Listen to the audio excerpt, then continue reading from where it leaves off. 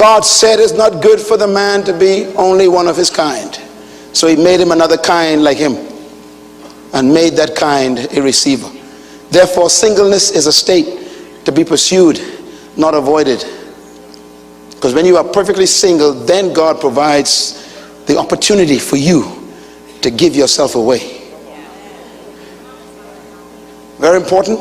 To be single should be the goal of every married person even.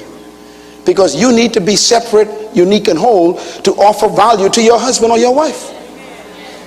See, when you are whole, you're not a burden to your spouse. Oh, I'm going to talk about this for 2 minutes. You should get married because you got so much excess. You need someone to give it to. You shouldn't get married because you're starving for something. You become a burden. You're looking for attention, looking for approval, looking for someone to make you feel important. That's why you get married. You are a burden to me.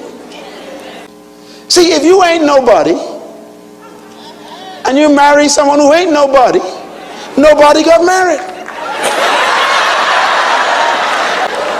Am I right about it? And so you got two people all the time trying to use each other to get to be somebody. And ain't nobody in the house. Serious reality. Very important. Write this down, please. Some of the loneliest people in the world are married people. So marriage does not solve loneliness. It just exposes it. If you feel lonely tonight, you don't need marriage. You need to meet yourself. Let me give you some thoughts that will blow your mind. Loneliness is magnified by marriage. It magnifies and exposes the fact that you are not unique, you are not separate, you are not whole. Singleness is an amazing thing. Adam did not know he needed a mate. Did you realize that? God was the one who said it is not good. Adam didn't care, wasn't interested. Why? He was so complete, so whole, so fulfilling his purpose, naming animals, ruling the garden, bringing order to the place. He was so busy, he didn't know he needed a mate. Here's the key. You are ready for marriage when you don't need to be. When you don't need to be married, then you are ready for marriage. Here's a statement you want to write down. You are not ready to live with someone else until you can live with yourself. Why? Because your relationship can only be as successful as your singleness with yourself. And I promise you that no human can meet your ego needs. They cannot meet your soul needs.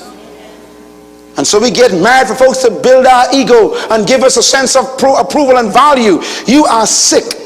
You don't become a spouse when you are in that condition. You become a patient.